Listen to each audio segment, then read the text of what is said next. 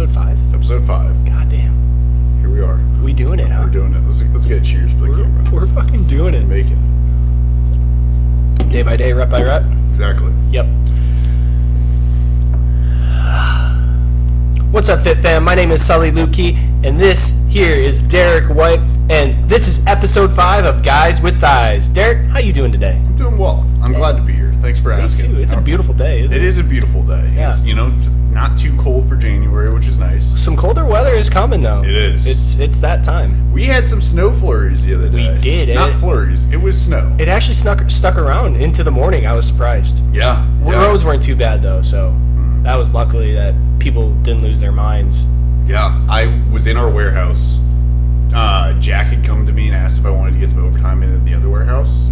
Yeah, dude. Yeah. Absolutely. So Let's do it. I ran over there, was in the other warehouse for like an hour and a half, walked outside, just huge, like just dollops of snow. Yeah. I guess is that an appropriate term to use for snow? Probably not. Probably not. I've never Huge snow heard flurries. dollops. Yeah, Like, dollop is more of just like a bloop. yeah. So I wouldn't say it's a dollop. It was a huge, But big flurries. Big flurries. So. And it was sticking. That's the thing that surprised me the most. Is like when I walked out of the building, my car was full of snow. Like normally I was expecting it because it was out of the blue, kind of, sort of. Yeah.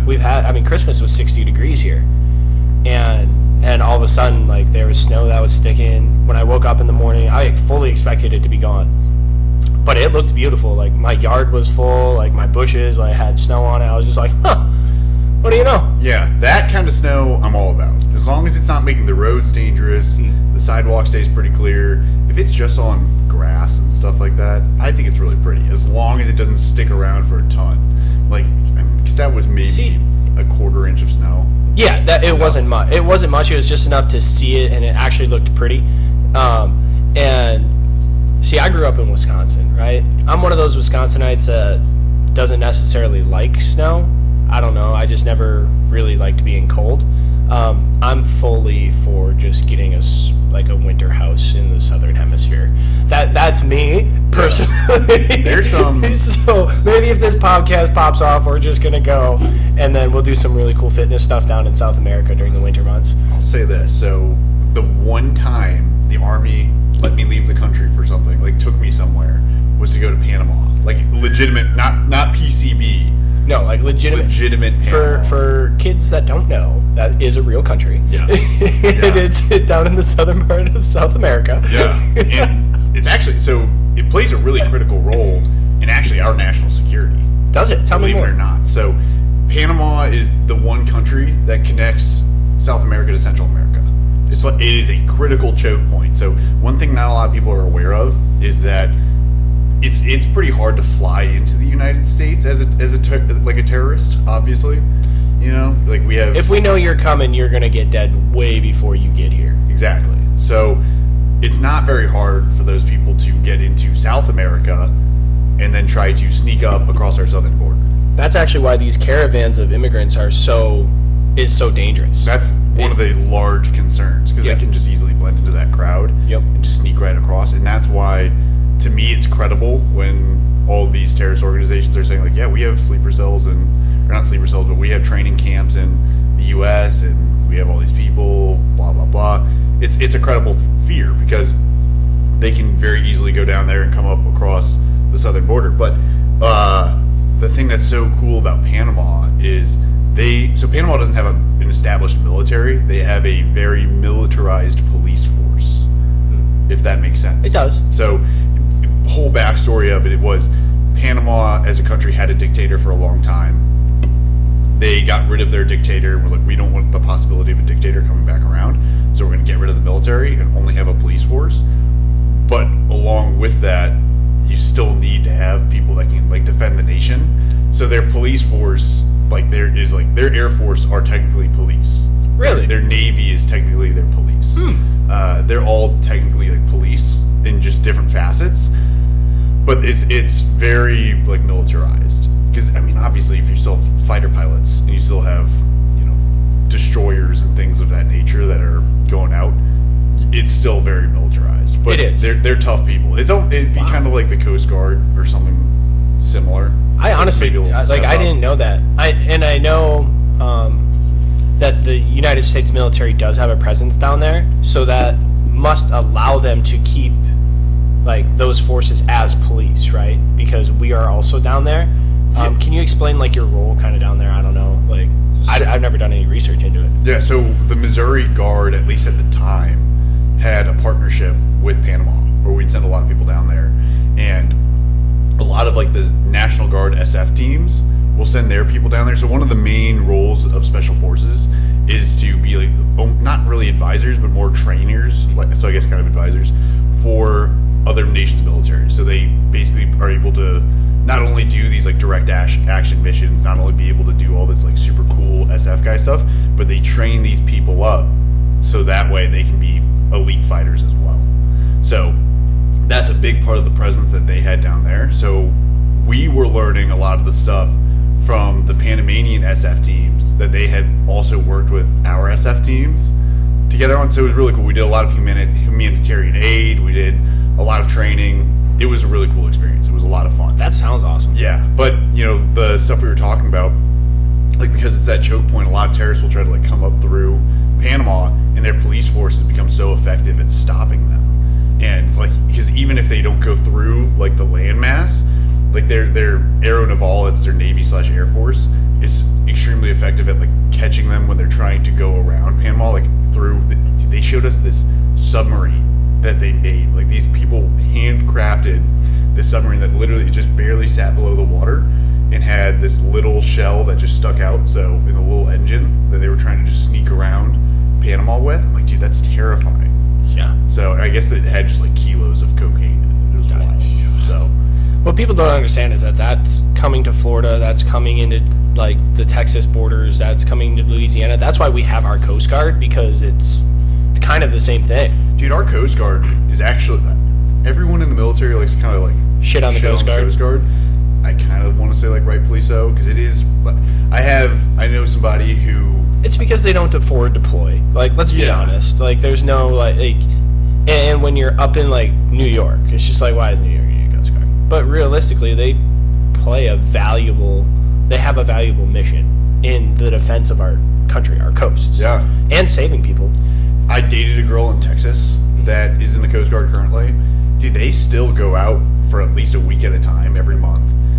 Now, the thing, you look at all the benefits of them, they all get BAH. Like, they don't live in the barracks. Oh. They all get like their own, not like their own apartment, but they'll share apartments with each other. I bet you that saves on a lot of marriages. I'm sure it does. Yes. I believe Giving people BAH, not having to live in the barracks off base. Yeah. They always have 3-day weekends. They're off work by like 3 o'clock. But at the same time, I mean, I think they show up at like 8, so it's like 8 to 3 work day. But when you spend a week at a time out at sea, trying to go around from port to port, making sure like things are safe, it makes sense why they have those benefits. Yep. So, and it's a very highly technical job. The Coast Guard does things way differently than any other branch of the military does. Well, they have it takes like 2 years just to get into the Coast Guard. It takes a long time, and then on top of that, it would basically be like this. Let's say you went to basic training for the Air Force. You would go to your unit without going to your specialized job training. Like for the Army, it's AIT, like the Advanced Individual Training stuff. So you're just kind of a body that's there helping out, and then eventually you earn the right to go to your school. Wow. Yeah. That's crazy. I didn't know that. Mm-hmm. That's awesome. Well, that actually is, talking about the military, kind of unplanned here, but there is something that I do want to talk about a little bit, so it's a beautiful transition, is the difficulties getting out of the military and going back into the civilian world. Yeah. This is going to be my 4th year out of military come June. And then you just kind of transitioned within, what has it been, not even a year now? No, it was May 26th is my official last day in the military. So your 1 year is coming up quick. Yeah. And I want to know, like, what do you think the most difficult thing of transitioning out of the Air Force or out of the Army was for you? For me, so I was an officer, so things were a little different for me than it would be for like just a Joe. And the reason I'm a Joe. The reason for that would be, if you're an enlisted like personnel, and not like Sully wasn't really a Joe. Let's make that abundantly clear. Like a Joe is like a term for people who are like a private in the Army. It would be like a Joe. But as an officer, you have to submit an application to get out of the Army. Until once you've hit like 8 years time in service of total time on active duty, it's pretty much like, hey, I have to submit this, but it's going to go through. For me, because I had done 3 years in the National Guard, I had met my service requirement for active duty, but you still have to submit that application, and they can tell you no, like you're staying in. Sorry, dude. And that's something that I never knew until I was already on active duty. They just don't really tell you that, which sucks. They're not going to tell you that. No. So for me, what happened was I knew I didn't want to be in the Army anymore. I wanted to go and be here. I wanted to be at First Phorm. I did the right thing a little more than a year out, which usually they say to do like a year out. I went up to my company commander and I said, yo, sir, this isn't for me. I don't want to do this anymore. Like, not because... You were open and honest. I was open and honest. And I gave my reasons why I didn't want to do it anymore. He completely respected it. He advised me, like, wait a little bit before we bring this to the BC. Like, we'll wait until after, like, NTC is over, which is we had a rotation at the National Training Center at Fort Irwin. It's basically just a big month-long, like, not fake, but training scenario to prepare you for if you ever went on a forward deployment, which was a really cool experience. But after that, we got a new battalion commander. I told him within a couple weeks of him showing up, like the first time that I had one-on-one time with him, I was like, hey, sir, just to let you know, I'm trying to get out of the Army. Like, this isn't for me. This is why I want to get out. I have X, Y, and Z going on. Like, I need to be out of the Army. And not need to. I didn't say that. But I was like, this is why I want to get out of the Army. And he was like, okay, I completely understand that. He and our brigade commander, well, not really him. He was trying to work with me a little bit more, my battalion commander, but my brigade commander was trying to be like, no one's getting out of the Army, like no officer, like refrad packets getting approved until November the following year, which would have been an additional 6 months at the minimum for me getting out. Yeah. Which is like, dude, that's a long time, especially with some of the stuff that I had going on that didn't end up panning out. Like, I was dating a girl who I thought I was going to marry at the time because we'd been dating for like 3 years. Like, we ended up like not panning out on that. Anyway, so that was extremely stressful because they kept kicking the can down the hallway. Yes, and leaving you kind of in limbo because you want to get out. I know you are trying on the best of your ability to continue to serve the people underneath you, but you're probably not exactly volunteering to do specific tasks going above and beyond anymore. So this is what the situation at hand was, and this is why they wanted, I think, to keep me in, was my unit was getting ready to go to Poland in around January that next year. I was supposed to be done in May. So they're like, no, we need, because the whole thing with a deployment, the Army needs numbers, and they need to hit a certain amount of soldiers to put overseas. So it was kind of that mixed with I'm not trying to brag on myself here, but I was very valuable to my unit. They put me as the container control officer and then the secondary unit movement officer for that deployment. So basically, even though they knew you were getting out, or planning on getting out, I was also the mortar platoon leader. So I had an important role in the battalion in that facet, and I was very confident. Like, I was rated, top 10% of lieutenants in the country by my battalion commander. I was doing well. Yeah. But with that being said, they were like, we don't want to lose somebody who's an asset, and it's going to hurt our numbers. So I think it was kind of a double whammy with that. But I still went forward and submitted my application. The way that it works is they have to, once you submit it, they still have to push it up. Like, it goes to your battalion commander. He makes a recommendation to your brigade commander. Your brigade commander makes a recommendation to the Human Resources Command at Fort Knox. And then the Human Resources Command at Fort Knox has that final decision. Yep. So I was like, I've told my battalion commander this is what I want to do. He made the recommendation to my brigade commander to not give me my date, but to give me a later date that was, not November. I think it was like late August. So better, not where I wanted it to be. Yeah. But my brigade commander held on to this application for well over a month. well over a month. And then he kicked it back to me and was like, hey, you need to fix this and this, and that's how I found out he was holding on to it for so long. Like, he didn't sign it or pass it up. Yeah. So I fixed it, and I was just like on the brigade S1, like the personnel person. And it was like, you need to send this up. Like, I was getting pretty furious that they weren't sending it up, because every month it takes the Human Resources Command about 8 weeks to get back to it, just because they have such an influx of paperwork. Like, they have so much stuff going on at Fort Knox. They finally send it up. The Human Resources Command gets back to me like 6 months before I'm supposed to get out of the Army, and says like, yep, you're approved, you're good. Like, you're not gonna have to stay in the Army. Which I was like, thank God these people had mercy on my soul and let me go on with my life, do my thing. But the thing that sucked about that is I couldn't start my VA claims process until I knew I was getting out of the Army. Yep. And now I had 6 months to cram all of this stuff that you need to do. And that's getting all your medical records, which takes time. That's getting everything compiled. And you have to do it, the VA process, you have to do it 90 days, I believe, before getting out in order for it to be processed for when you get out. Yeah. So, and then on top of that, so like I literally found out right before holiday block leave. So I couldn't request my medical records until right after holiday block leave.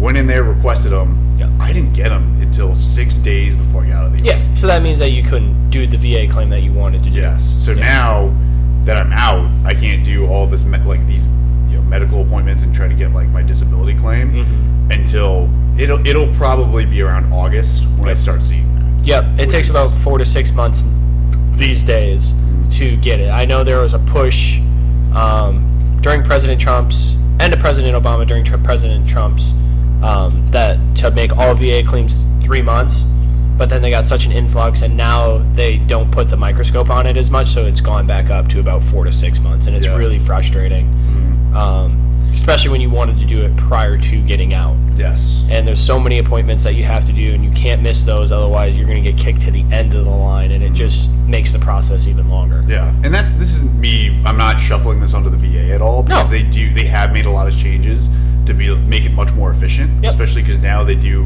a lot of stuff that you don't go to the VA to do a lot of these appointments. They've opened up, it's called the QTC. Yep. So just regular doctors will literally just take you in and do your appointment. It's not always a VA doctor anymore, which makes it so much faster, which is awesome. And it allows you to be more local as well. Yes. Because you don't have to drive all the way. Look, we're in a big city, but if you weren't in a big city, it used to be you had to drive to your closest VA in order to do that, VA hospital, in order to do all those appointments. And you could imagine the cluster that made it. Yes. Yeah. And then on top of that, I'm trying to get back to time while I'm in the Army, right? I'm trying to get all these containers certified, packed, and shipped overseas. Our actual UMO, unit movement officer, was in Corpus Christi, trying to get stuff onto the boats. So I was also the acting unit movement officer at, Fort Hood.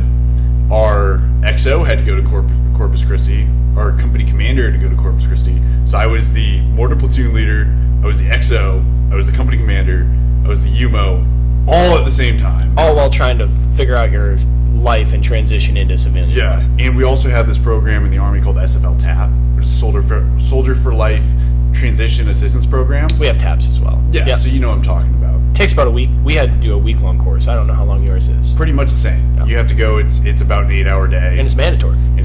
You have to do it before you get out. And I'm like, dude, I have to do this pretty much my last month in the Army, while also trying to, move all of my stuff, figure out that whole transition process. And because of your timeline as well, that's actually a course that's recommended to do 6 months prior. At the minimum. At the minimum, because it's eligible 18 months out, but you have to get command approval in order to do it.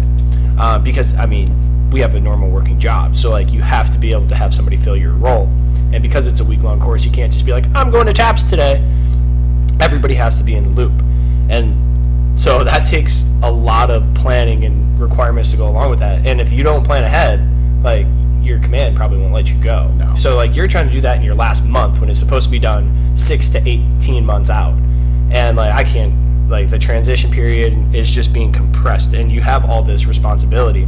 How did that lead to into the civilian world, kind of the more abrupt, because it's not an easy transition. So what's one of the biggest problems that you found in the civilian world? dude, honestly, it's been like a breath of fresh air being in the civilian world, even with the challenges I've had, to be honest with you. Like, I love being able to do what I do. Don't get me wrong, it's still very frustrating at times. It's just random stuff. I think a big part of it is in the military, it's not that everyone always wants to be working all the time. It's just expected that things get done. And there's certain standards that I almost expect other people to just adhere to automatically. And then, and this was initially. Now I'm becoming much more aware of it. But like at the time, it was like, dude, how are you not doing this? Like, this is the minimum to me. And just random people just don't understand it. Maybe we were talking about it earlier, how maybe it's a minimum, like a lack of life experience. Maybe it's a lack of being held to those standards in the past. But you can be damn sure that I'm going to meet those standards and I'm going to hold people to them. And the solution to that, I found, goes back to some stuff that I learned in Ranger School. Of, you have to be so specific with people about everything. And that was literally something they would check on you. Like in the first phase of Ranger School, it's called the Derby phase. You literally are just like, I explain it as, it's almost every mission is a play. And you're assigned your role of the play. And you have to learn your lines and learn like stage left, stage right, and hit every check mark to a T. Otherwise the play's gonna look like shit. So things like, let's say you were my machine gunner, I would give you your exact left and right limits. When I put you down, I'd give you my 5-point contingency plan, so you know exactly where I was going, like who was going with me, like what I was doing, all of this stuff, right? Like when to engage the enemy, like your engagement criteria, all of these. I haven't done this school in a while. I haven't played a mission like this in a while, so I apologize. But when I would leave, the ranger instructor would literally go up to you and be like, "Hey, dude, what the PL just tell you? What the squad leader just tell you? Like, what instructions did they give you specifically?" And if you couldn't relay it to a T, dude, you fucked up. You messed up. So, but that's important, because the thing you learn from that is if you don't do those things, like, how can I trust that you're actually going to do the right thing as the machine gunner? You know, so telling somebody the task in explicit detail, being like, this is not only the task, this is why this is the task, have them back brief you. So if I told you, like, for you, I know I can just trust you, be like, "Hey, Sully, I need you to get this done." You're going to get it done, because we built that trust, we built that rapport over time. But for an initial person, you gotta be spelling out the details to the nitty gritty, have them back brief you, and then over time, maybe that relaxes a little bit. And that's kind of another thing you see in Ranger School. Like, eventually, you get to Florida, and you're like, "Hey, dude, go here." Like, you might have like a sprint mission. You might be like, "Go here, shoot them when they come. I'll be over here." You know, it's not that simplified, but it's very much just you've built that relationship with people, and you can move pretty fast. So that, I would say, that's probably the big frustrating piece, is dealing with other people in a way that's not the military way. Yeah, I would agree. Like, because like, even if it's just something as quote unquote simple as bringing something up through the chain of command and thinking that if you bring up a specific problem, how is that game of telephone going to be played on the all the way up to where, like, I'm not bitching, this is actually a problem that we need to figure out and handle, and I'm letting you know so that we work on it together. I just don't want to go do it and then piss somebody else off that's up here, because there might have been a bigger plan that I didn't see, right? And I think that communication factor in the military, like, I heard a quote from one of my bosses, just like, the worst part about communication is thinking it took place. And I think that we tend to communicate a lot differently than the normal civilian world. Would you agree with that? Yeah. And honestly, dude, like, another thing I really struggle with now has been the military uses such technical terminology for things that if you don't use that, like, the whole words have meaning thing, the jargon gets to the extreme. And if you aren't using those very technical terms, it's almost like you're viewed as an idiot, if that makes sense. It does. Now, I feel like when I'm like learning things, I take in as much technical knowledge as I can. And the thing I'm really working on for myself is being able to break that down as simply as I possibly can. Because in the military, you don't really do that. Well, because we all kind of speak the same language. Yeah. So, like, and you're expected to know the language. And like if civilians sat in a military meeting, like half the time they wouldn't know what's going on, because there's so much jargon and there's so many things that are directly to our career fields that they wouldn't even understand. And the thing with breaking it down is that we have to be able to communicate to the masses, right? And that doesn't mean making people feel like they're stupid. We have to still strategically give them the bits and pieces that will help them change their lives, especially in our current career field, that will help them change their lives, but make it simple enough that they can understand it in the moment. Yeah. Somewhere where they don't have to go do some research just to figure out what the hell I just said. Exactly. Because the fact of the matter is this: if I was coming to you for help and you spout out, I never touched a dumbbell before in my life. I don't know what protein is, which like some people who are watching this may kind of chuckle at that. Like, who would know? I didn't know that when I first started. I didn't know anything. You know, I was literally just a guy who's just showing up and trying to work out. If I went up to you and you started spewing technical jargon at me, I'd be like, I'm never going to that guy again. Why would I want to, like, he's making me feel like I'm an idiot, you know? And that's the thing I really want to try to improve on so I can help more people. And I think I've gotten so much better at it than I was even 2 years ago when I first started trying to help people in health and fitness, because I was literally just spewing stuff out of an anatomy textbook, sounding like a freaking turd, you know? But when you do that, you turn people away.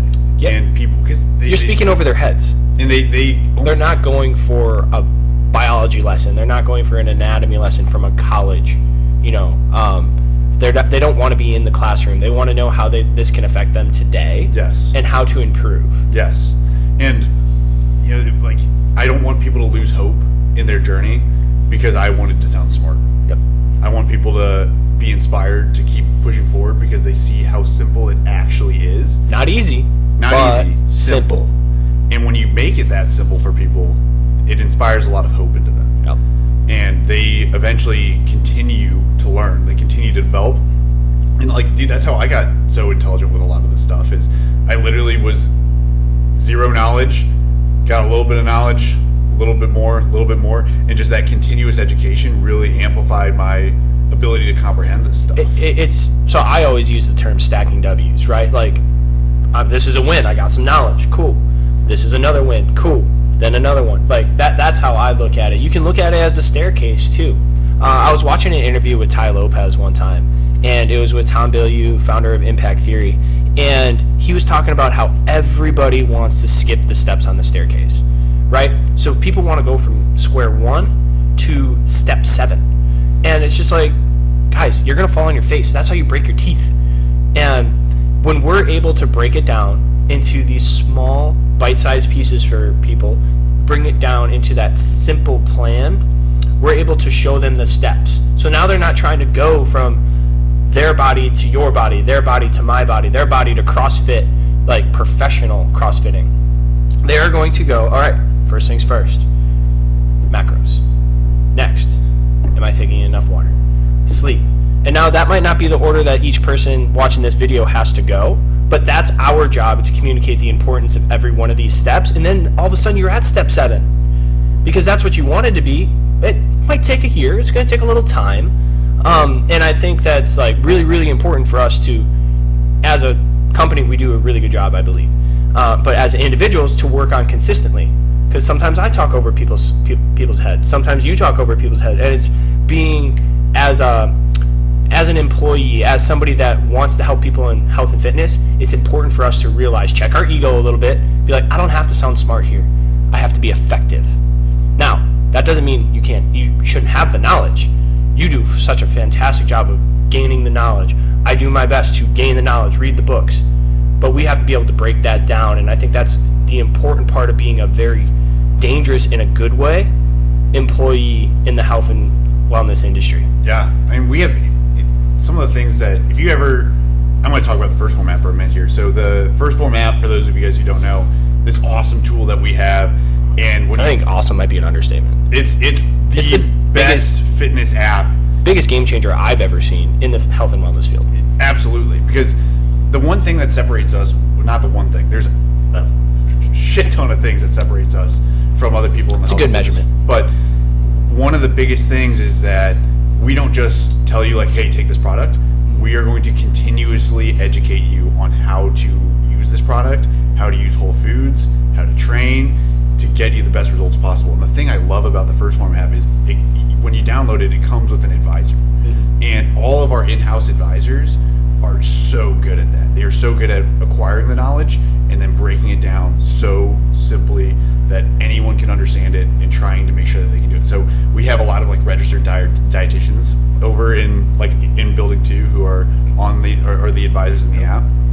And I had the opportunity to shadow one of them, Katie, a couple weeks ago, who is so intelligent, in incredible shape, just a phenomenal person. And she knows stuff that would go way over my head. But the way that I was able to ask her a lot of questions and she still was just able to make it sound so simple to me was, outstanding. Or like guys like, John Taylor, who, another one of the advisors, or like one of the squad leaders over there, who worked in supplement superstores for forever, has a knowledge on a multitude of things. Once again, can make things sound like entry-level stuff that's the most complex topic in the world. And that's what really shows that, and this isn't me trying to choke anyone's ego here, this is me just being like giving examples of people that are quality individuals that can really make an impact in people's lives, because they can, even people not at Phorm, people like Lane Norton does a really good job of this, taking such a complex study and being able to be like, yeah, so all of this just means this.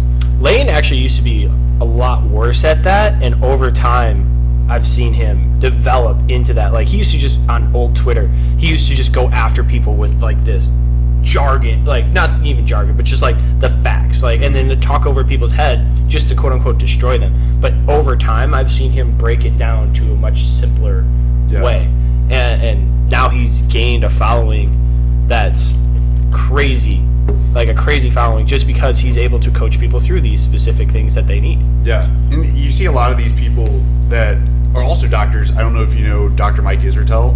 He's a professor of sports science at Lehman College. He has an awesome YouTube channel I watch a lot, but it's really awesome for me because I understand all the technical jargon he's using. And a lot of stuff I'm like, okay, I need to dive deeper into looking about this. But I think for so many people that are going to watch his stuff, they're like, dude, I don't know what you're talking about because you're using a lot of doctor lingo. That would be me. To me, I find fascinating. For other people, maybe not so much. So I really value that we have so many people here that are willing to, really simplify the process as much as possible. Not just as much as possible, like literally just making it minimum barrier to entry of like, hey dude, this is why this is important. And people like literally everyone's like, okay, that makes sense. Yeah, I've never met someone who doesn't understand it after like a John Taylor explains it. And the whole reason for that is to get you on the first step. Yeah. Because then once you get into the atmosphere, we're going to be able to start feeding you more and more and more, and you're going to start stepping up as you learn. And we will be able to get more technical as you go because you're learning more.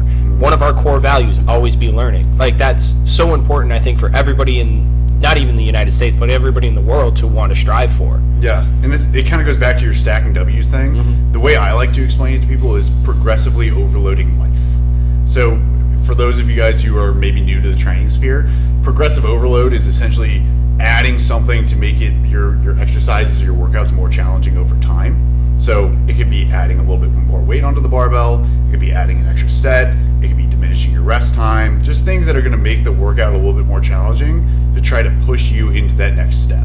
So to make you grow, because that it may be a little bit more uncomfortable, but it makes you better and makes you reach your fitness goals long term. So you don't just hit this plateau and stop. When we can apply the same principle to our lives in literally every facet. I know that you and I are working on a lot of stuff right now.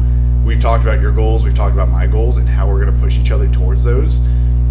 It's going to take a lot, and it's going to take a lot of our being super uncomfortable. Like, you've seen me when I'm like, dude, I'm frustrated with just X, Y, or Z because I'm like, how am I going to get all this done? We get it done. And it's because we keep pushing that next step. I was talking to Jack Allison like a week or two ago. One of our managers. Yeah, one of our managers who's just he is someone who just cares. He cares about people. He's a good dude. Good dude. And I was talking to him, and we were talking about how after Black Friday, a lot of people just kind of felt like looked like zombies. And he said, he reminded me about when, in one of Andy's older podcasts, when he was talking about, you know, when you feel burnt out, you need to double down and keep pushing. And because that was at a point where you saw how like I had like bags under my eyes, like I was tired. We all did. But we pushed through it, and I would say we're doing. I mean, we may not be spending as many hours in the warehouse currently, but you and I specifically, and I know a lot of the people on our team that we're trying to push forward and develop, are really trying to put a lot more effort into their outside stuff, which is still a lot of work. And because we've progressively overloaded, that it doesn't feel like it's that much more. It feels like we just kind of like we're sprinting, and then that sprint just turned into a casual jog, even though it's like the same pace. If that makes sense. Yeah, absolutely. And I think this is really important to cover, and some people aren't going to like hearing this message, but Sal talks about it. The 40 hours you work at work is the buy-in. It's what you do after those 40 hours, which is going to make all the difference. So we talked about reading, studying, learning. That's what you have to do outside of your work. Sal put it awesome in a meeting the other day. He's just like, hey, when you're at work, we're paying you to play. We are not paying you to practice how to play while you're in a role.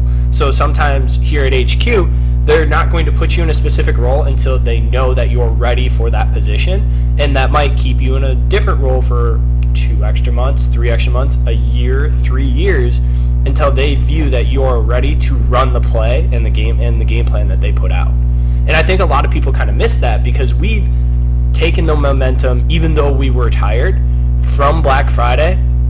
And man, we started then, like, to set up 2024 and to continuously make that sprint feel like a jog now. And now we can push even further, just because we've progressed. We've used that time to progress. Yeah, and we can just keep stacking these W's. And, you know, it's an everyday thing. Yeah, so going back to what we were talking about with education, that like continuously trying to learn a little bit more really will help you not only push your own fitness goals, but help other people. I remember when I was coaching in the app, when I was a Legionnaire, I had this guy. So first off, I had this dude, Brad, super cool guy. Brad lives over down in Fort Worth, Texas. He owns a Chick-fil-A franchise, and he's just a good dude, just a high quality guy, beautiful family, good Christian man, wants to work hard. And we try to chit chat every now and then still, just because he's such a good guy. But he referred me to his friend Gabe, who works with them, right? I think Gabe's like the general manager of the franchise right now. So once again, good Christian man, has a family, just wants to be in better shape for his family, right? And Gabe and I built like a really good relationship for a while because he needed a lot more kind of like one-on-one accountability just to make sure that he was sticking to the plan, which I was like, dude, I'm fine. Like, I'll help you get there. We will get you there. Taught him a lot. He was willing every single day to just try the next step. And over time, like at first, I think his family didn't really understand like what he was doing, what was going on, because he's little dudes. You know, he's married. It's a hard pivot for a family. It is hard, and sometimes I think, especially when you're living with somebody, that when you're doing stuff, and I experience this with roommates too, when you're doing stuff to try to improve yourself and they aren't doing it, they maybe don't feel so good about themselves. And then they try to tear you down. Yeah. So this is where I got to do some like health coaching kind of stuff and be like, hey, dude. Which I'm not a health coach, but almost, more so being a friend than playing the role. Yeah. And I was talking to him about how, dude, this is where you have an awesome opportunity to communicate to your wife of this is why I want to do this, and then try to bring her along in certain aspects. Whether it be cleaning up your meals together, asking her to go for walks with you, bringing the boys out with you, and just as she sees you progressing, and you also thanking her through that process, and making sure she knows that you're grateful for it.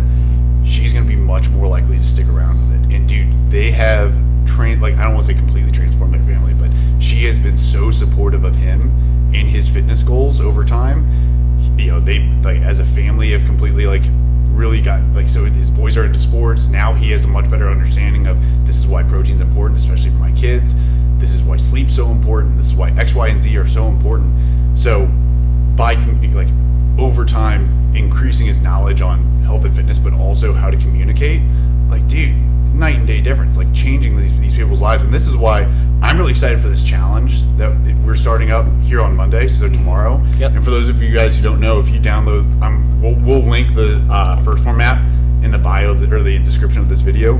But we're about to do an 8-week consistency challenge. You can sign up today still until 11:59 Central Standard Time as the time of this video is released. Mm-hmm. All you have to do is sign up, download the app, get your initial progress photos in. But I have seen this firsthand change people's lives. Literally with just like one challenge, because someone said, I'm going to commit to this and I'm going to do everything I can to try to like get the best results possible, and I want to stick with it. So I'm a huge proponent of the first format. I've had a lot of really good transformations from it. I don't know if you guys follow me on Instagram, you would have seen it on my story the other day of me just kind of highlighting some of my favorite ones, but I would highly recommend it. I think it's saying it's an outstanding tool is an understatement.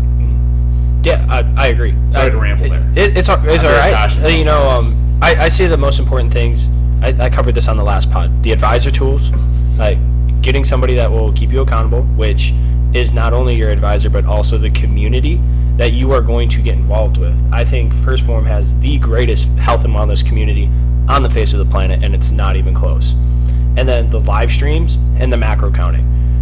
Like, those 4 components alone are what make everything like top notch. Now, you can also win some money.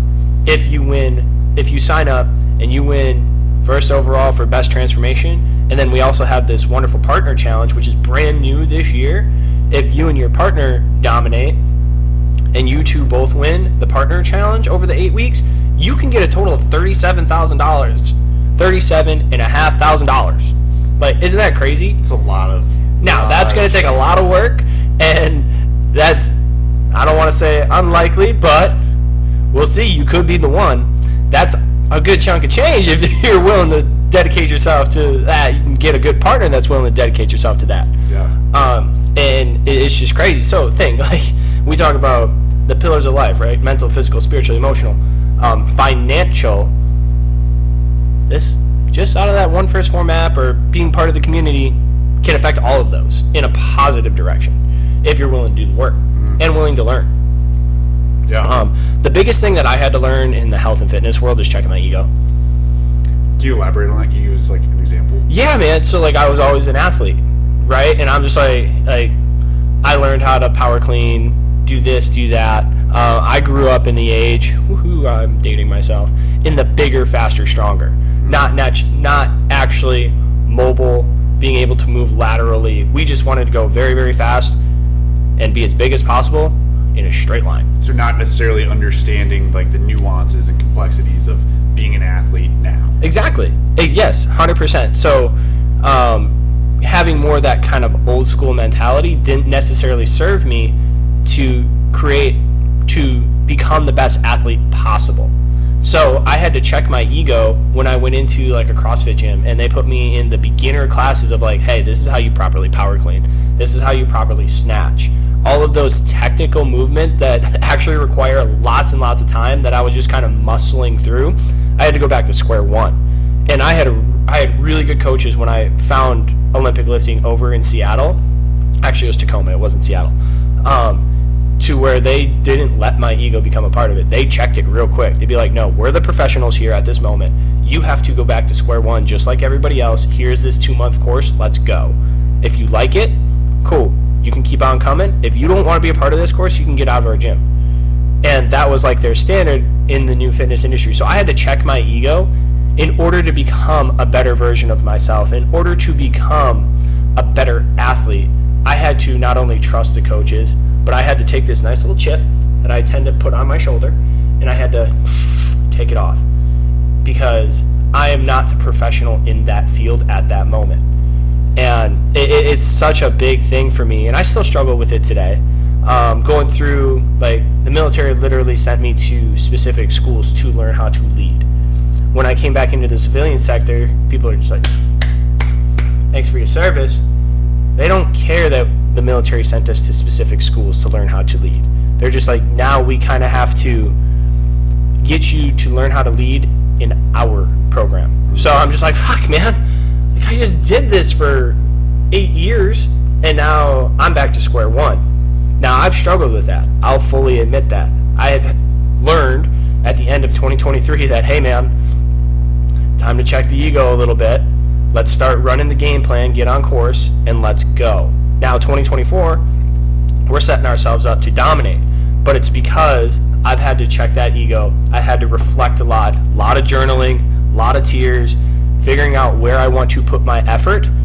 And then it's putting that gas pedal down and stacking those W's every single day, going up that staircase, ensuring that I learn every single day, and then continuing on. Yeah, that's awesome. And it sounds like, I mean, obviously the military is a very ego-driven organization at times, which is sometimes a good thing. You have to be. Yeah, you have to be like, I'm the best, but it's also I'm going to prove to you I'm the best. Mm-hmm. And that was the mindset of my company specifically. Was my buddy Jackson and I were we were always number one, number two. Yep. And it was more of a who's going to be 1A today, who's going to be 1B today. And we're just like, dude, we're always duking it out for who's going to be the best platoon leader, who's going to be the best platoon. We were still best friends. He's a phenomenal dude, and he's still kicking ass. I'll still argue that I was better, but I mean, honestly, it's what kind of relationship is it if you're not arguing that, right? We complimented each other so well, and we literally would just kick ass. And now unfortunately we only got to train together, but every training scenario, dude, I remember we had a mission at NTC, mm-hmm. and he and I just were communicating so well, dude. We destroyed the Op 4 at Fort Irwin, which does not happen. Mm-hmm. So it was so cool to see. But so ego is not always a bad thing, but you're right. Sometimes you do have to check that, and that's another lesson I was really glad to have in Ranger School is you have to learn to follow before you can lead. And a lot of times you do need to because when the private from Ranger Regiment is in charge of your squad, and you're just the dude on the squad automatic weapon, the saw, dude, you gotta listen to that dude because he's trying to get his go, and you need to it is your responsibility to help him get out of Ranger School and go back and be an asset in the Ranger Regiment. That's your job in the moment. And I when I got here, our friend Chase was our team lead for the post workout team. Shout out Chase. Chase, awesome dude, right? Chase is a couple years younger than me, so I had to check my ego and say, all right, this guy who may be younger than me, he is in charge, and he is trying to develop me to be an asset for this company and for this team. And it is my job to make sure I can propel him forward in his goals. That is your job as somebody who's on a team, is you need to make sure you are pushing the team forward, pushing your leader forward, and pushing the overall mission forward. And that comes from, I'd say, standards, right? We talked about standards earlier and how this is the job, we're going to get it done, this is the standard. And you set the standard, Chase brings it down to you, right? You could fight him on it because he's young and, you've been through all this training, or you can be like, oh, this is our new objective. I am going to do that objective to the best of my ability today. And guess what? I'm going to make sure the rest of my team does that. And that's how you are a leader from not being in a leadership position. Yes. And you don't need a captain's band. Exactly. To be a leader. Exactly. So you, who isn't the leader at the time, help Chase move forward in his career because you set the standard, hold the line for the people on the team as well. Yeah, exactly. And because I did that, I had a much better understanding of Chase as a leader. Chase is literally, dude, what am I trying to say here? Chase knows so much knowledge about the warehouse is astonishing. Chase literally always had the answer, which was very helpful for me. Or he'd go get it. Or he would go get it, which is extremely helpful for me now that I've taken over into his role.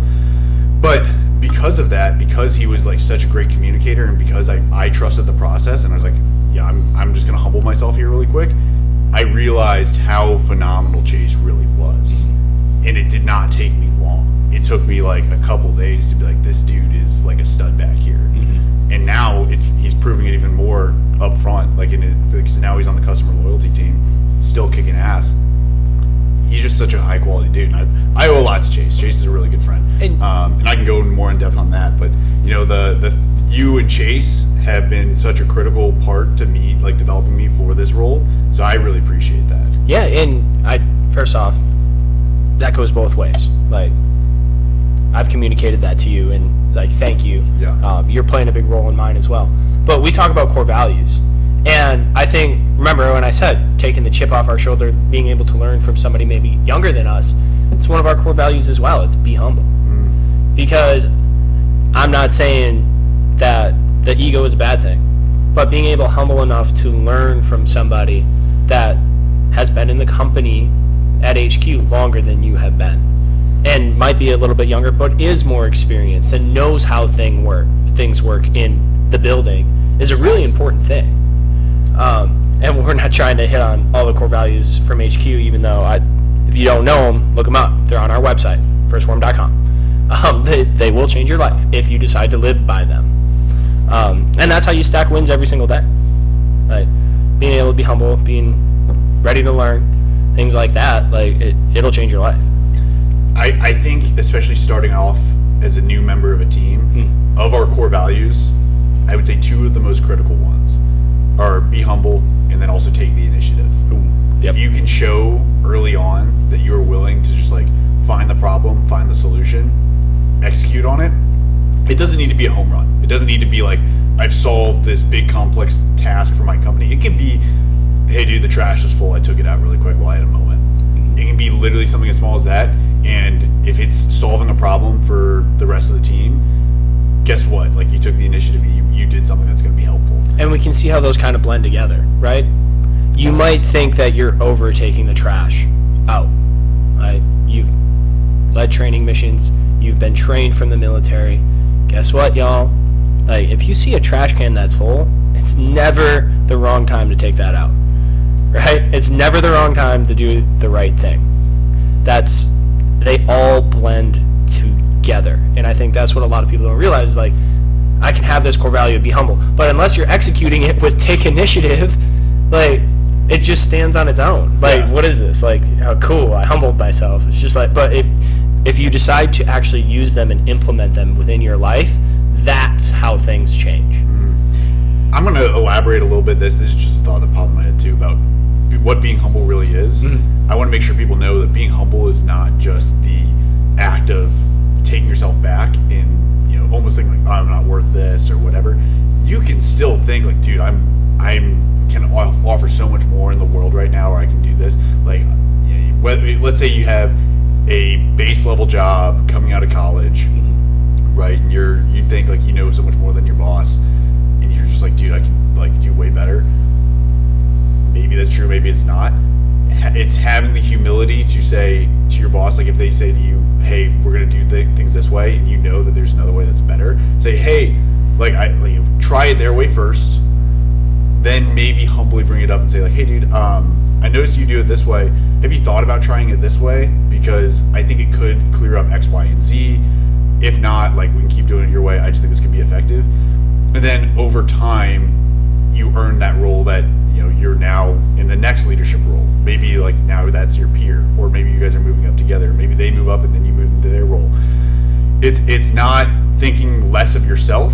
It's not thinking less of other people. It is a willingness to acknowledge that you are not in that role yet, but you are still able to take the initiative to get stuff done for that person. So don't think of it as I'm like humbling yourself as I'm so stupid. It's more of the I have so much more to learn. You know, like it's not a degradation. It is an acknowledgement that I can move forward. You can be humble and confident at the same time. Yes. You can be confident in your skills. You can be confident in your ability, but you have to be humble to be able to learn from somebody ahead of you, to be able to take in that information and not just be like, I know better. Like, no, you have to be able to be willing to take in that information, process that information, and then determine the correct course of action. Yes. And I think that's the most important part about being humble, is just like, it doesn't mean like you get rid of that entire chip on your shoulder, or like you get rid of the arrogance, you get rid of the ignorance, but you don't, then you take that information in and then you execute. That's what being humbling is like the willingness to learn, I would say. Yes. Yeah. Acknowledging I have more to learn, being willing to do it. I think that those two things kind of go hand in hand. And then when you execute full bore, and you execute by taking initiative. Mm-hmm. Yeah. If you fail, acknowledging, yeah, I messed up, but I'm going to try again. Like, that's the whole point, is getting back up off the ground. I saw this post the other day and I actually really liked it. And it said it was a meme, but it was like someone reaching out their hand. It's like, hey brother, falling down is acceptable, but getting back up is mandatory. And it was on like this trad Christian meme page that I follow that I love because I just think they're fun.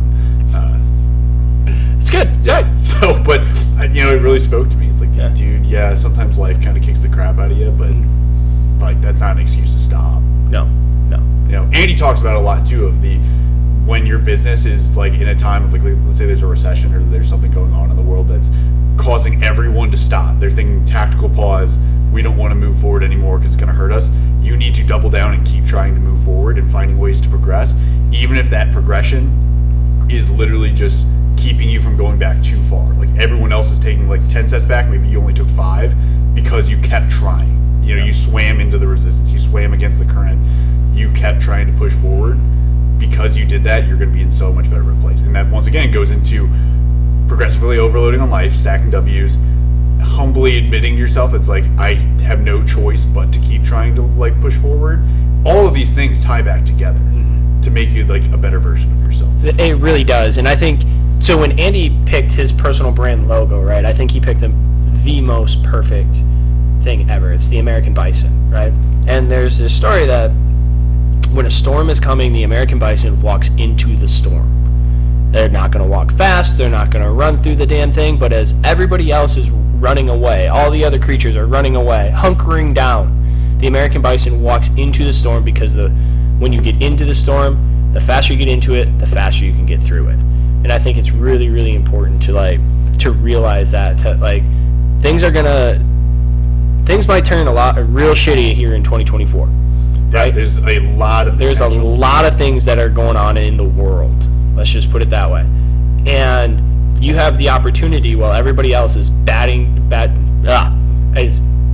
getting into batchening down the hatches. Is that the word? Yeah. Locking themselves in. Locking themselves in. Sorry, guys. Locking themselves in, or staying put, or even running away. You have the opportunity to go into the storm and take that initiative to learn. Put your head down and keep on trucking. Yeah. And I think it's perfect that this is coming out a week into the new year, that some people might need that message. Like, hey, we're a week in. It's time. If you haven't started, it's time. You can join us on an 8-week challenge. Get your pictures in by 11:59 p.m. on Monday, the 8th, Central Standard Time, the 8th, and you can join us in this 8-week challenge. Yep. I know we've been talking a lot of really deep stuff, which is great. I really love it, but I'm going to ask if we can pivot really quick. Let's do it. Because I like talking about science. Oh, boy. This is my nerd part about maybe some things people can expect if they've never resistance trained, they're trying to get into the challenge for the first time. Let's do it. So, like, what were some things that you kind of noticed when you first started lifting weights? Man, I was sore.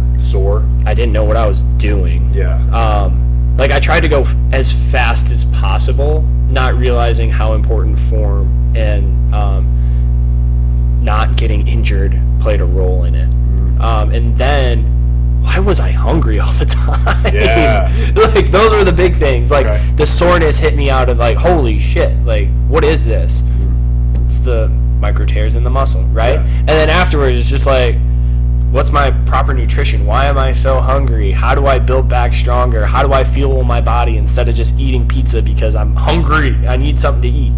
Those were the biggest things for me. Okay, yeah. So let's talk about that a little bit. So let's say somebody is just now getting into weight training. Maybe they're feeling sore, feeling a little bit more hungry, and then I'm going to talk a little bit about some kind of cool things that happen as we weight train over time, especially if you're new to the gym. So. Yep.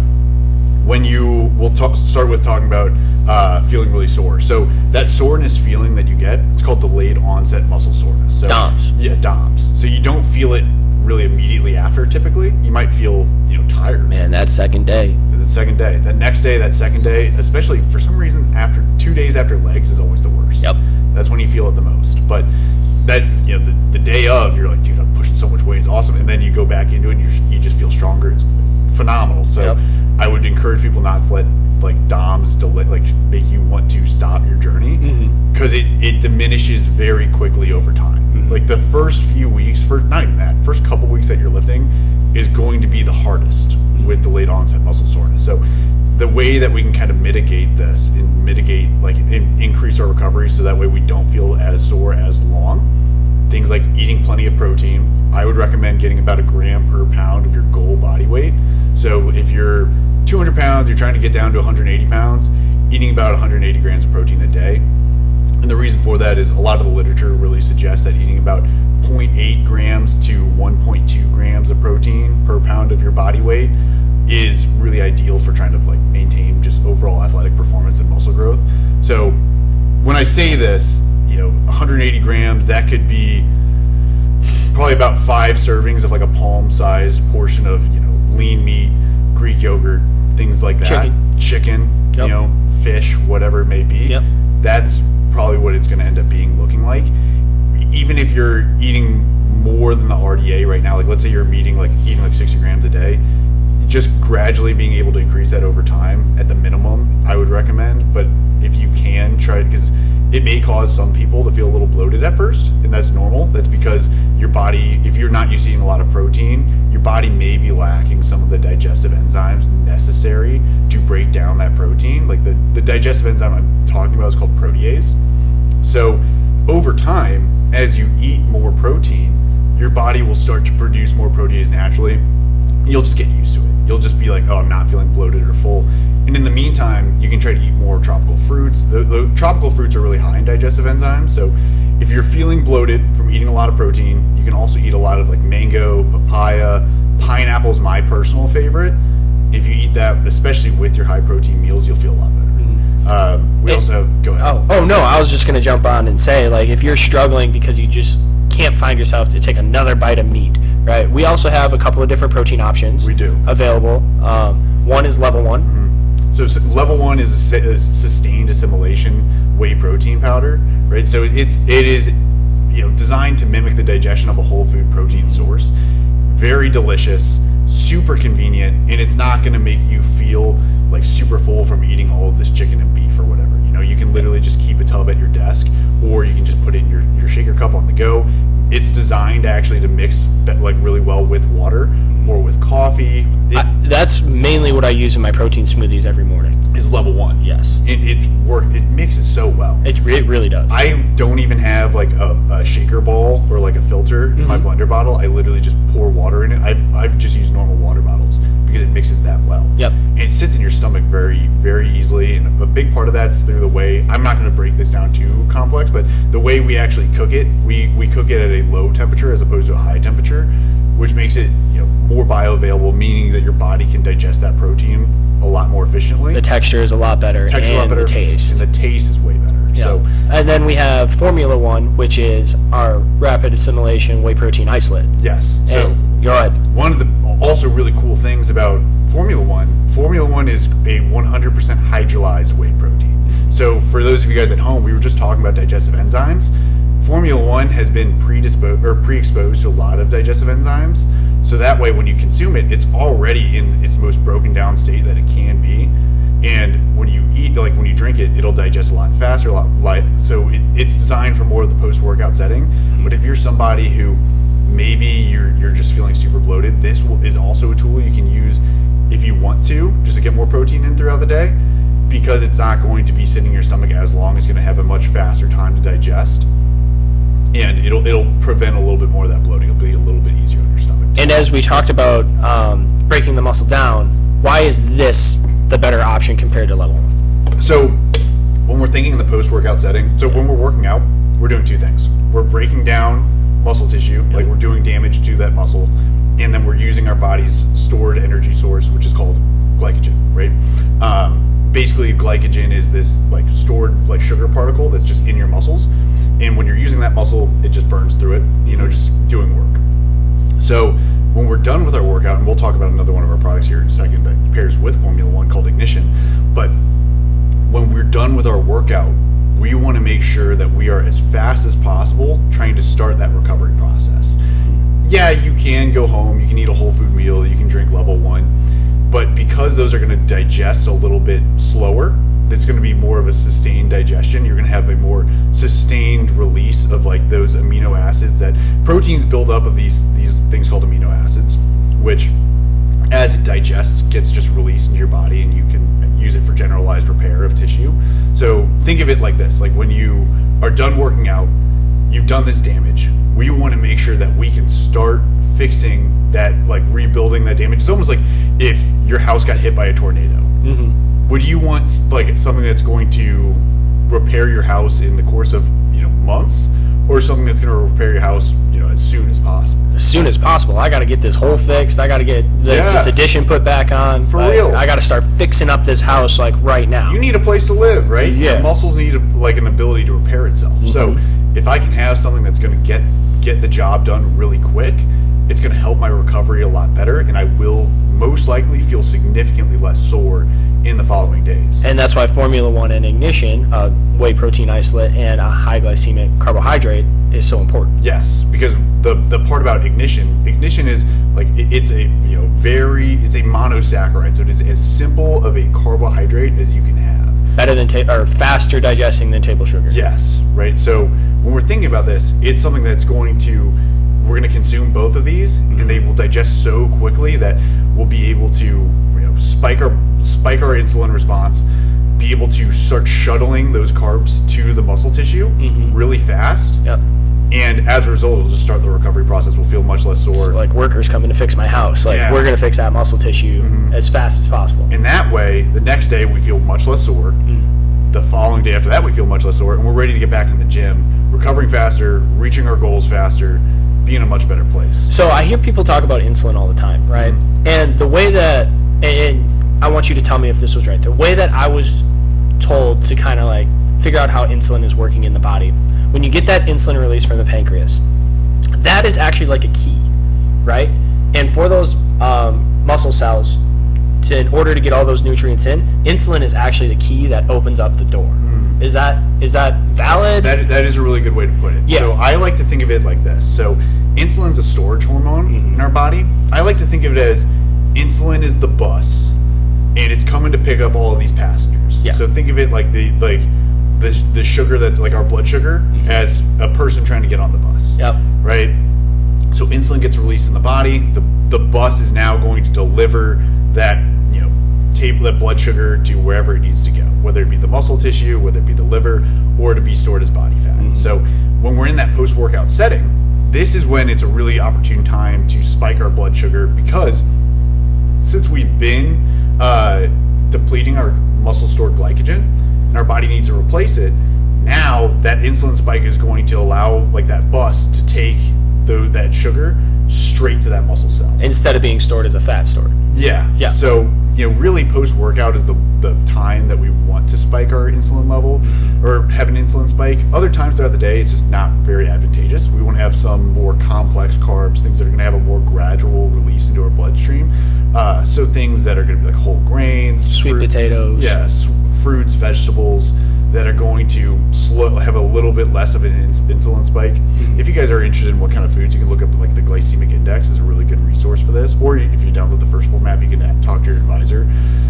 But that way you don't have these random insulin spikes in when your muscle cells are already topped off with glycogen, because then your body's going to have to shuttle it somewhere else, which could be the liver, it could be stored body fat, things like that. So post-workout, that's when we want to have that insulin spike. That's why we want to have Formula One and Ignition paired together. And then outside of that, it's best to have more, of a gradual release of these, like blood sugar, so more complex carbohydrates. I like it.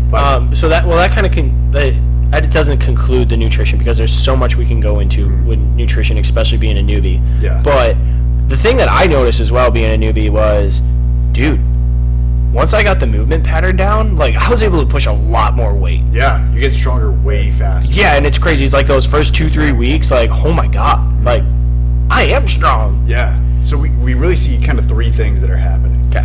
When you're because when you are new to the gym, especially if you're taking your nutrition proper, like taking in good quality nutrition, you're getting good sleep, dude. You can literally see progress of somebody that's like on anabolic steroids. That's that pretty much. Like maybe not somebody who's Mr. Crazy dosage, but you're just in a place where your body is so like adaptive to training. It's crazy. Like you can start pushing some serious weight really fast and see a lot of growth really fast.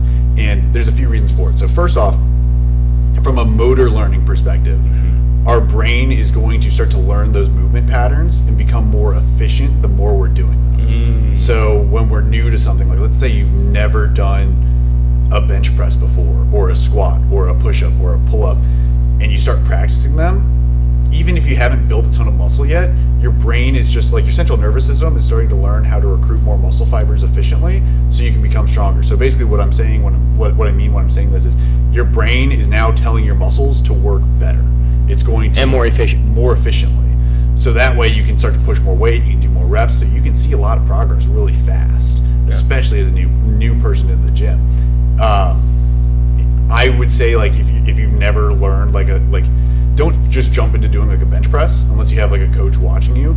I would say, even if you just wanted to start off with some machines and things like that, really kind of learn that movement pattern, kind of strengthen that neurological connection between your brain and your muscles. Basically, you're learning practicing a movement. It's just like everything else. It's just like everything else. I mean, watch a video at least. Like, don't just drop weight on your chest. Yeah, it's like riding a bike. Like your brain learns how to do it, your body remembers. And it's probably not going to look pretty the first few times, but eventually you're going to get better. Exactly. And that's where having a coach and advisor actually comes in very handy. Yes. Yeah. So and YouTube University, y'all. Don't check your ego. Go on YouTube University. So that's the first thing that we noticed, right? We also noticed that because your body's in such an adaptive state, especially for like people that are, maybe it's a teenager going through puberty and they have higher testosterone levels, or even just somebody who, maybe it's not that person, maybe it's somebody who's still just new to training, you can start building muscle mass really fast. And even people in their 40s and their 50s, we do see a lot of studies that show this, that you can still continue to build muscle, especially if you've never trained before,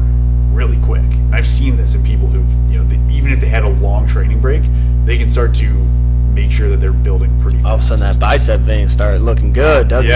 Yeah. And then another part of this is kind of part number 3 for this. We noticed something that's called like sarcoplasmic hypertrophy. So hypertrophy, big word alert. Okay. But so hypertrophy is the growing of a cell, right? The sarcoplasm is, so when we look at a normal human cell, it's filled with like this liquid, right? The liquid inside a muscle cell is called sarcoplasm. So a muscle cell is called the sarcomere. Inside the sarcomere, we have the sarcoplasm. So think of it like muscle cell fills with water. Okay. So we can see a lot of progress, like really fast, because our muscles are thinking, okay, I need to start pulling more water into the muscle cell so it can work better. So when you can do that, you will notice really quickly, like your muscles starting to grow, and it's like a lot of it's that water weight, but it looks a lot better, and all of a sudden you feel a lot better about yourself because you just see this rapid change in your body composition. Because it's still like the muscle is legitimately growing. Like it may not be the muscle cell that is growing specifically, but it does look more athletic, more aesthetic, like more full, quote unquote. More full. Yes. So does that kind of make sense? It 100% makes sense. Now, just one more thing on the supplementation side. Thank you for those 3. Yeah. I want to figure out, because there's this supplement. It is the most researched supplement on the face of this planet. And the reason that I'm asking is because you talked about that water going into the cell. Yep. Can you tell us more about creatine? Yeah, dude. So creatine's actually, you mentioned it's the most well-researched supplement in the world. So the supplement industry is not backed by the FDA, right? They don't have to check like every single thing of whey protein powder. We do that on our own through a third-party testing source, just to make sure that people can see that our products are all exactly what they say they're going to be. But creatine is actually backed by the FDA, so that's actually something that is checked, which is really cool. It is, as long as you have, healthy functioning kidneys, you're staying hydrated, creatine is really something that I would recommend for pretty much everybody who's training. You see a lot of benefits with like cognitive function, so like your brain's ability to just be clear and think properly. We see a lot of benefits with like sports performance. So I'll get into that because I think that's what we're going to be talking about a little bit more specifically. But the other really cool thing, and this is really sciencey, that not many people know, is it's actually, in a sense, increases your body's ability to build muscle, because what it does is, so our body produces this protein called myostatin. So think of it as like caveman times. When you were, if we were cavemen, and it would not be very advantageous for us to have tons and tons of muscle mass, right? We're talking about these guys who have to go out 40,000 steps a day, hunting. They have to follow an animal for 3 days just to bring it back so people can eat. Yes, and having all that muscle mass is going to be very calorically expensive. Like it's you have to fuel the machine, right? If the machine is big, you have to add more fuel, right? So myostatin was something that evolutionarily made a lot of sense for our body to produce, because it limits the amount of muscle mass that our body can put on. Mm-hmm. So that's why, one of the reasons why over time it's a little bit more challenging to put on more muscle. But creatine is a myostatin inhibitor. So what it does, it tells our body to not make as much of it, kind of indirectly, just like an indirect pathway. And because of that, it's indirectly kind of like an anabolic agent, because anabolic is like building your body. So, and that can be any kind of tissue. It can be muscle tissue, it can be fat tissue, it can be whatever. But in this sense, it's muscle tissue. So when we take in creatine, it kind of stops that, not stops completely, but it hinders that process of like making too much myostatin. So it's a little bit easier for our body to put on more muscle mass. So that's one of the things that I think is really cool about creatine. But when we think about it for what most people are using for is like sports performance. So when we're thinking about what it actually is doing, for those short bursts of activity, our body has a few different energy systems it uses. For like let's say someone who's running like the 100-meter dash, right? Very short bursts of activity, maybe takes like 10 to 15 seconds. The energy system our body is using is called the creatine phosphate system, right? The alactic system. So when basically like our body is using ATP, which is adenosine triphosphate, which is just this very small, it's a molecule in our body that is like adenosine with 3 phosphate molecules, and it doesn't need to be broken down like too crazy, but to release energy, one of these phosphate molecules gets broken off, and that drives that sprint. Mm-hmm. You know what I mean? So think of it like these molecules that in our body are like just breaking things off, and it propels us forward. So what creatine does is it allows that phosphate molecule to get reattached faster, so we can get a little bit more out of that sprint, a little bit faster, a little bit more kick in the pants. So, but it burns through it very fast. So creatine supplementation, yes, allows that recycling of that molecule, or of that phosphate group, to get put back onto that molecule, which will then allow you to perform better on the next repetition. Yes, which then leads to a better result, muscle building, a better result in your conditioning. Yes, and that's why creatine is so beneficial. Yes. So when we're thinking about this, super simple, what creatine can do for somebody who's in the gym, maybe it gets you an extra rep on the bench press. Maybe it gets you an extra couple pounds on your squat. Mm-hmm. Like maybe not a couple pounds, but maybe it does. It depends on your training experience. It depends on a lot of things. But it can help you perform just that next step in the gym. Perform a little bit harder.